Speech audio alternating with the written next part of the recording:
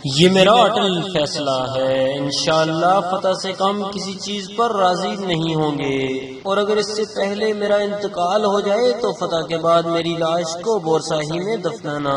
یہ الفاظ سلطانوں کے سلطان اور تغر غازی کے بیٹے، سلطنت عثمانیہ کی بنیاد رکھنے والے ترکوں کے جد امجد عثمان غازی نے اپنے بیٹے اور آن غازی کو وصیت کرتے ہوئے کہے۔ 13ویں صدی کے اختتام پر جب سلجوقی سلطنت کا اختتام ہوا، اس وقت ارطغرل کے بیٹے عثمان غازی نے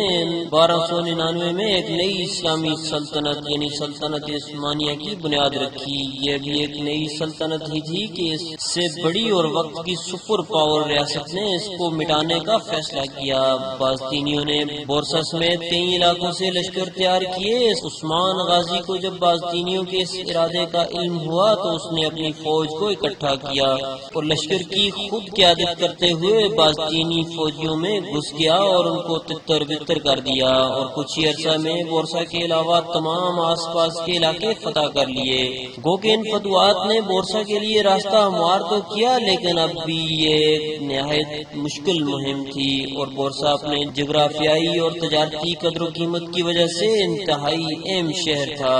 اس شہر کا محاصرہ ہوا، لیکن عیسائیوں نے مزاحمت کرتے ہوئے ایک طویل وقت گزار دیا، مگر نہ تو عثمان غازی کے ارادوں میں کمزوری آئی اور نہ ہی اس کے توانا عزم میں کمی، مگر آخرکار اس کا وقت پورا ہوا اور وہ اس فانی دنیا کو چھوڑ کر خالق حقیقی سے جا ملا۔ اس کے بعد اس کا بیٹا اورحان اس کا جانشین بنا، تو اس نے اپنی انتھک محنت اور مدبرانہ صلاحیتوں کی بدولت ایک قلیل مدت میں ہی بورسا پر فتح کے جھنڈے گاڑ دیے اور یوں اپنے باپ کی خواہش کی تکمیل کی۔ عثمان غازی نے بستر مرگ پر اپنے بیٹے کو جو وصیت کی، اس میں آج بھی ہمارے لیے نصیحت ہے۔ جہاد فی سبیل اللہ کے تسلسل کو قائم رکھتے ہوئے دین اسلام کو ہمیشہ سر بلند رکھنا، مکمل ترین جہاد کے ذریعے اسلام کے مقدس جھنڈے کو تھامے رکھنا، ہمیشہ اسلام کے خادم رہنا۔ میری نسل سے جو بھی حق اور عدل سے روگردانی کرے گا، روز محشر رسول کریم صلی اللہ علیہ وآلہ